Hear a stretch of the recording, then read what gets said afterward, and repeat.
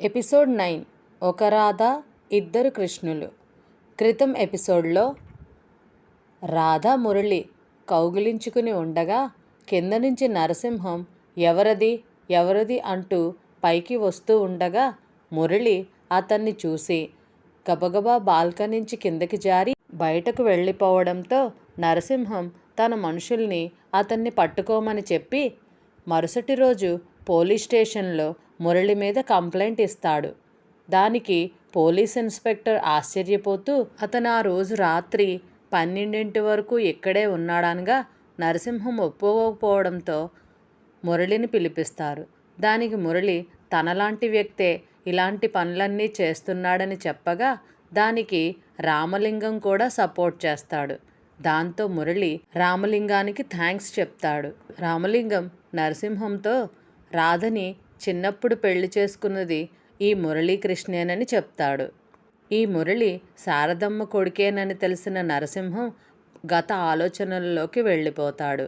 శారదమ్మ భర్త మోహన్ రావుని అతని చిన్న కొడుకుని నరసింహమే చంపేయడమే కాక మిగిలిన మురళీకృష్ణను కూడా చంపేస్తానని బెదిరించడంతో ఆమె తన భర్తను తనే హత్య చేశానని ఒప్పుకొని జైల్లోకి వెళ్ళిపోతుంది. అంతేకాక శారదమ్మ బిడ్డను అదే మురళిని పెంచి పెద్ద చేస్తానన్నవాడు కాస్త అతన్ని బయటకు వదిలేసిన మురళి అనాథలా పెరిగి మంచి ప్రయోజకుడయ్యాడని సంతోషించడమే కాకుండా మురళిని శారదమ్మను కలిస్తే ఒకరి విషయం ఒకరికి తెలుస్తుందని వాళ్ళని కలవకుండా చూడాలని అనుకుంటాడు నరసింహం. అన్నిటికన్నా ముఖ్యమైనది మూడో విషయము రాధ. తన కూతురు చాలా సెంటిమెంటల్.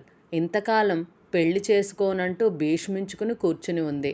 అదృష్టవశాత్తు మురళి తిరిగి తారసపడ్డాడు. ఇప్పుడు తను ఈ పెళ్లి కాదంటే పూర్తిగా మొదటికే మోసం వచ్చి తన కూతురు తనకి దక్కకపోవచ్చు.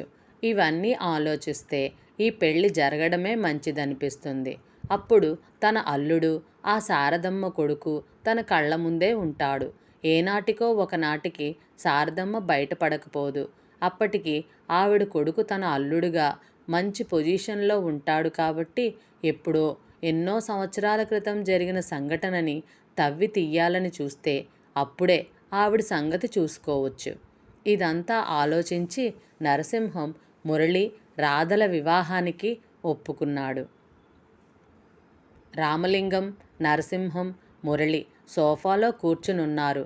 మధ్యలో టీపాయ్ మీద నిశ్చయ తాంబూలాలున్నాయి. ఒకసారి అయిన పెళ్లికి మళ్ళీ తాంబూలాలేమిటి అని నరసింహం అంటుండగా ఫోన్ మోగింది.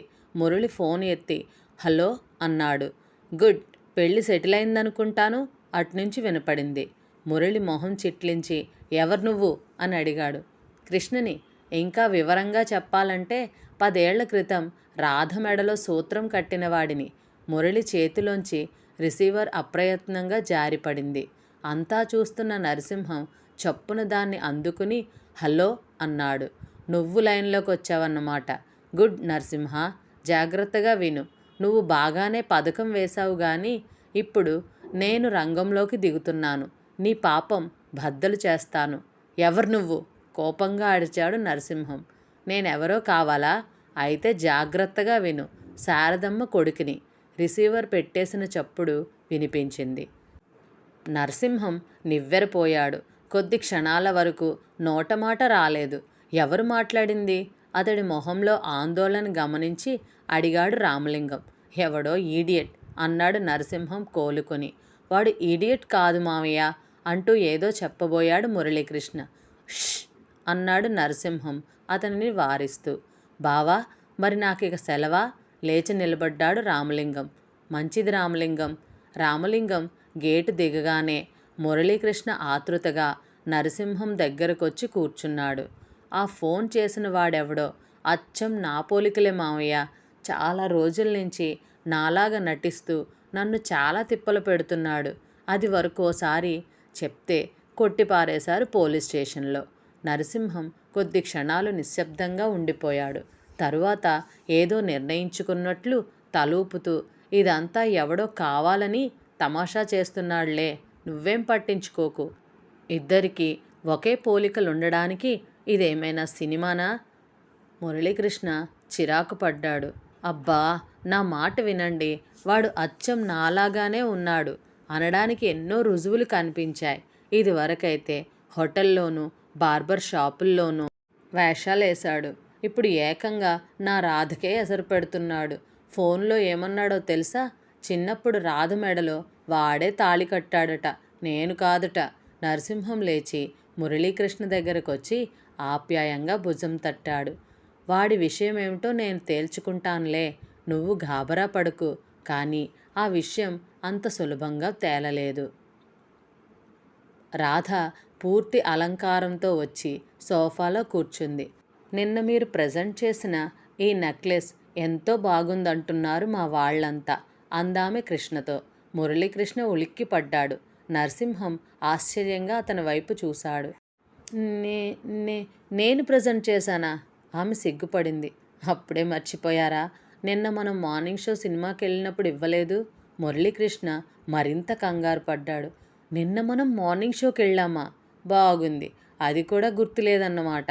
అంతా వింటున్న నరసింహానికి ఏమీ పాలుపోలేదు. మురళీకృష్ణ నిన్న పొద్దున్న ఇంట్లోనే ఉన్నాడు. ఇంతలో మురళీకృష్ణ ఒక్క ఉదుటిన లేచి నిలబడ్డాడు. రాధా, ప్లీజ్ ఇలా రా అంటూ ఆమెను పక్క గదిలోకి తీసుకెళ్లాడు. 2 నిమిషాల తరువాత పాలిపోయిన మొహంతో తిరిగి వచ్చాడతను. ఏమిటి కృష్ణ, ఆ పిల్ల అలా అంటుంది? నువ్వు నిన్న ఇంట్లోనే ఉన్నావుగా? మురళికి ఏడుపొక్కటే తగువాయి. వాడెవడో నా కొంప ముంచుతున్నాడు మావయ్య. చెబుతోంటే నువ్వు కొట్టి పారేస్తున్నావు అన్నీ. ఇప్పుడు చూడు, రాధను మార్నింగ్ షో సినిమాకు తీసుకెళ్ళాడట, ఆ నెక్లెస్ ప్రజెంట్ చేశాడట.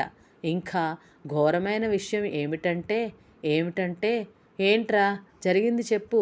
అబ్బా, ఎలా చెప్పను? ఏ అల్లుడు మామకి ఇలాంటి విషయాలు చెప్పే దుస్థితికి రాకూడదు. వాడు సినిమా మధ్యలో రాధ పెదాల మీద గాఢంగా ముద్దు పెట్టుకున్నాడట. నరసింహం మొహం కోపంతో ఎరిపెక్కిపోయింది. అమ్మాయి వాడి చెంప పగలగొట్టాల్సింది అన్నాడు మండిపడుతూ. అలాగే, ఇంతకు ముందోసారి నేనే వాడనుకుని నా చెంప పగలగొట్టింది. ఈసారి వాడే నేననుకుని ముద్దిచ్చింది. వాడో నేనో, ఏది ఎవరో, ఎవరికేది ఇవ్వాలో తెలుసుకోవడానికి రాధేమైనా కంప్యూటరా? మై గాడ్, ఇదంతా ఎక్కడికి దారితీస్తుందో అని తలపట్టుకుని బయటకు నడిచాడతను. నరసింహం ఏదో ఆలోచిస్తూ అలాగే చాలాసేపు ఉండిపోయాడు. మనిషిలాంటి మనిషి ఉండడం ఎలా సాధ్యం? రాధనే మోసం చేశాడంటే వాడెవడో అచ్చుగుద్దినట్లు మురళి పోలికలతోనే ఉండి ఉండాలి. చప్పున ఏదో ఆలోచన స్ఫురించినట్లై నిటారుగా అయ్యాడు. మొట్టమొదటిసారి భయం వేసింది. 12 ఏళ్ల క్రితం సంఘటన గుర్తొచ్చింది. తను మోహన్ రావుని చంపుతుండగా అతని కొడుకు చూడడం, తను వాడిని వెంబడిస్తే వాడు కాలువలోకి దూకడం, తను పిస్టల్ పేల్చడం, నీళ్లు ఎర్రబడడం అంతా స్వయంగా తన కళ్ళతో తానే చూశాడు. ఆ కుర్రవాడు చచ్చిపోలేదా? నరసింహం వడివడిగా బయటికెళ్ళాడు. మురళి కిటికీ దగ్గర దిగాలుగా నిలబడి ఉన్నాడు. మురళి అని పిలిచాడు. హరికృష్ణ నీ తమ్ముడా? అవును, నీలాగనే ఉంటాడా? మేమిద్దరం కవలలం. కేవలం 2 గంటలు ఆలస్యంగా పుట్టడం వలన వాడు నా తమ్ముడయ్యాడు అని చప్పున ఏదో స్ఫురించినట్లు, అయితే నా తమ్ముడే నా స్థానంలోకి రావాలని ప్రయత్నిస్తున్నాడా అన్నాడు. నరసింహం మాట్లాడలేదు. ఏదో తెలియని భయంతో ఇద్దరూ ఒకరి మొహాల్లోకి ఒకళ్ళు చూసుకున్నారు. మామయ్య, ఈ విషయమంతా పోలీసులకు రిపోర్ట్ చేస్తే ఇంపెర్సేషన్ కింద వాడిని అరెస్ట్ చేయించొచ్చుగా. వద్దు కంగారుగా అన్నాడు నరసింహం. తనలో తనే ఓ నిర్ణయానికి వచ్చినట్లు, వాడి అంతు తేలుస్తాను. ఈ క్షణం నుంచే నేను రంగంలోకి దిగుతాను. నువ్వు నిశ్చింతగా ఉండు అంటూ మురళి భుజం మీద చేయి వేశాడు. అన్నట్లు నీకు మాత్రమే తెలిసిన గుర్తులు ఏమన్నా ఉన్నాయా అంటే మూడో కంటికి తెలియనివి. గుర్తులా అని ఓ క్షణం ఆలోచించి, నడుం మీద ఒక పుట్టుమచ్చ ఉంది మావయ్య, దీని గురించి ఇంకెవరికీ తెలీదు అంటూ దాన్ని చూపించాడు. గుడ్, మిగతా విషయాలు నేను చూసుకుంటానులే అన్నాడు నరసింహం. మంగళ వాయిద్యాలతో పెళ్లి పందిరంతా హడావిడిగా ఉంది. మురళి పక్కనే పీటల మీదకు రాధను తీసుకొచ్చి కూర్చోబెట్టారు. మంగళసూత్ర ధారణ సమయం దగ్గర పడిపోతున్న కొద్దీ నరసింహంలో భయం పెరిగిపోతుంది. హఠాత్తుగా అతనికేదో అనుమానం వచ్చింది. వడివడిగా వేదిక మీదకెక్కి మురళి చెవి దగ్గరకు వంగాడు. ఒరే, నువ్వు మురళివే కదూ? అదేంటి మావయ్య? మరేం లేదులే, ఆఖరిసారి కన్ఫర్మ్ చేసుకుందామని. మురళి బిత్తరపోయి చూశాడు. ఎప్పుడూ ఇంతగా బెదిరిపోని నరసింహం ఇలా అయిపోవడం విస్మయంతో గమనించాడు. అన్యమనస్కంగానే 3 ముళ్ళు వేశాడు. మొత్తానికి పెళ్లి జరిగిపోయింది. నరసింహం హాయిగా ఊపిరి పీల్చుకున్నాడు. ఇక్కడ్నుంచే అసలు కథ ప్రారంభమైంది. శోభనం గదంతా కలియజూశాడు మురళీకృష్ణ. సినిమాల్లో శోభనం గదిలా లేదది. పాడుపడిపోయినట్లు గది మధ్యలో ఓ పాత పందిరి మంచం, ఓ పక్క టేబులు కుర్చీ ఉన్నాయి. టేబుల్ మీద రకరకాల స్వీట్లు, హాట్లు, గోడలకు అంతకు ముందు సంవత్సరం క్యాలెండర్లు. మురళీకృష్ణకు చిరాకేసుకొచ్చింది. ఇదే సినిమాల్లో అయితే గదంతా పూలదండలతో, అగరత్తుల మేఘాలతో, సువాసన పరిమళాలతో మత్తెక్కిపోతూ ఉంటుంది. గది గోడల వంక చూశాడతను. అక్కడక్కడ పగుళ్ళిచ్చి భయంకరంగా కనబడుతున్నాయి. పైన సీలింగ్ పొగచూరిపోయినట్లుంది. మురళీకృష్ణ మరోసారి విసుక్కున్నాడు రామలింగం మీద. తన శోభనం ఈ గదిలోనే జరగాలని పట్టుబట్టాడతను. ఆ గదిలోనే తరతరాల నుంచి శోభనాలు జరుగుతున్నాయట. ఆ గది వాళ్ల వంశాలకు అచ్చు వచ్చిందట. అంచేత ఆ గదిని గాని, ఆ పట్టి మంచాన్ని గాని మార్చడానికి వీల్లేదని ఖండితంగా చెప్పేశాడు. ఒకవేళ ఇంటిని, పట్టి మంచాన్ని మార్చాలని నేను నిరాహార దీక్ష ప్రారంభిస్తే అడిగాడు మురళి. అలాంటి పరిస్థితే వస్తే అల్లుడినే మార్చిపారేయ్ గాని వాటిని మాత్రం మార్చవద్దని మా బావగారు పదే పదే చెప్పారు అన్నాడు రామలింగం. అంచేత తన 3 రాత్రులు నిశ్శబ్దంగా ఈ సమాధి లాంటి గదిలో గడపాల్సిందే. గది తలుపు పెద్ద ఫ్యాక్టరీ తలుపు తెరుచుకున్నట్లు వింత శబ్దాలతో తెరుచుకుంది. రాధ లోపలికొచ్చి నిలబడగానే బయట నుంచి తలుపు లాగి గొళ్ళెం పెట్టడానికి ప్రయత్నించసాగారు ఆడంగులు. కానీ ఎంత ప్రయత్నించినా అది గొళ్ళెం పడటం లేదు. రావయ్యా కృష్ణుడు, నీ బలప్రదర్శన ఈ తలుపుల మీద కూడా చూపించు అందొకామె. అందరూ నవ్వేశారు. చేసేది లేక కృష్ణ, రాధ కూడా కలిసి బలమంతా ఉపయోగించి తలుపును తోసి పట్టుకున్నాక బయట గొళ్ళెం పడింది. మధ్యలో ఈ ఎక్సర్సైజులేమిటి? చిరాగ్గా అడిగాడు కృష్ణ. ఆ తలుపు అంతేనండి, 4-5 కలిసి నొక్కితే గాని పడదు గొళ్ళెం. అంటే ఒకవేళ మన ఇంటికి నిప్పంటుకున్నా 4-5 వచ్చే వరకు మనం ఈ గదిలోనే ఉండాలన్నమాట. ఛీ, అవేం మాటలండి ఈ సమయంలో? చిరుకోపంతో అందామె. సరే, మనం ఈ శుభ సమయాన్ని మీ ఇంటి బాగోగుల గురించి చర్చించడం ఆపి మన కోసం ఉపయోగిద్దాం. ఇలారా, మంచం మీద కూర్చో. ఆమె భుజం మీద చెయ్యి వేసి మంచం దగ్గరకు తీసుకెళ్ళాడతను. సరిగ్గా అదే సమయంలో నరసింహం రామలింగంతో పిచ్చాపాటి మాట్లాడుతూ ఉంటే లోపల నుంచి అన్నపూర్ణ పిలిచింది. ఏమండి, నరసింహం అన్నయ్య గారికి ఫోన్ వచ్చింది. నరసింహం వెళ్ళి ఫోన్ అందుకున్నాడు. హలో మావయ్య, నేను మురళిని. నరసింహం ఉలిక్కిపడ్డాడు. తన అల్లుడి గొంతే అది. కానీ మురళి శోభనం గదిలో ఉన్నాడు కదా. నీ వెధవేషాలు నా దగ్గర కాదు అన్నాడు నరసింహం. అయ్యో, నిజంగా నేను మురళినే. నన్నెవరో తీసుకొచ్చి హుస్సేన్ సాగర్ దగ్గర వదిలేశారు. ఇప్పుడే ఊళ్ళోకి పరిగెత్తుకు వచ్చి నీకు ఫోన్ చేస్తున్నాను. నరసింహానికి భయం శరీరమంతా పాకింది. గొంతు మురళిదే, ఏమాత్రం సందేహం లేదు. అదేమిట్రా, మరిక్కడ శోభనం గదిలో? కొంప మునిగింది.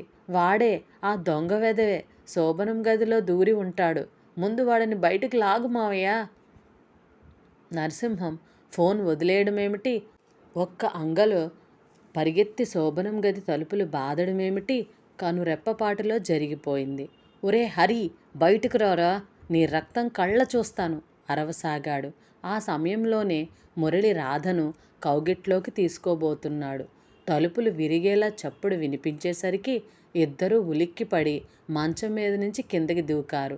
రామలింగంతో పాటు మిగతా ఆడంగులు కూడా నరసింహం చుట్టూ మూగారు.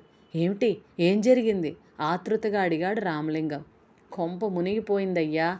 లోపలున్నవాడు మన మురళి కాదు. చుట్టూ ఉన్నవాళ్ళు అదిరిపడి అతడిని పిచ్చాడిని చూసినట్లు చూశారు. మన మురళి కాకపోవడం ఏమిటి? నరసింహానికి ఎలా చెప్పాలో తెలియలేదు. కాదని నేను చెప్తున్నా కదా, ముందు మనం తలుపు తెరిస్తే గాని విషయం బయటపడదు అంటూ మళ్ళీ తలుపు బాదసాగాడు.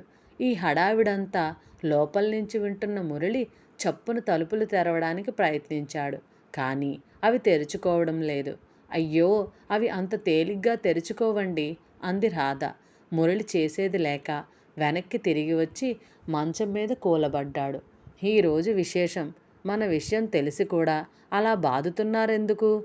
చిరాగ్గా అన్నాడు. ఈలోగా రామలింగం నరసింహానికి అడ్డుపడ్డాడు. అయ్యా, ఆ తలుపు గొడ్డం మనమే తీయాలండి. వాళ్ళెలా తీస్తారు? లోపల గెడలేదు.